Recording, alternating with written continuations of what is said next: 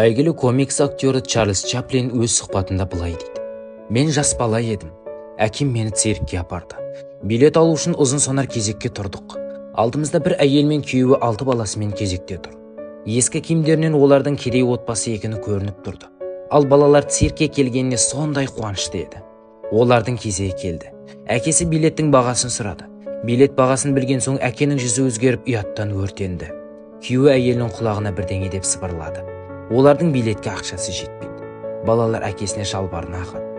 Осы кезде әкем қалтасынан $20 шығарып, әдейі жерге тастап, алдында тұрған балалардың әкесіне: «Мырзам, ақшаң түсіп қалыпты» деді. Әлгі кісі әкеме қарап, жердегі ақшаны алды да көздеріне жас толды. Оның «Рахмет» деген дірілдеген дауысы үнемі құлағымда жаңғырып тұр.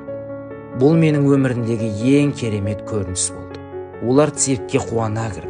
Әкем мені қолына жетектеп кезектен шығарды. Өйткені әкемнің сол кісіге берген $20 басқа ақшасы жоқ еді. Мен әкемді мақтан тұтамын. Өйткені сол күні әкем маған өмірімнің соңына дейін өмірімді өзгерткен 2 минуттық тамаша көрініс қойды. Сол күні көрген сахна мен көре алмаған цирктен де керемет болды деп ойлаймын.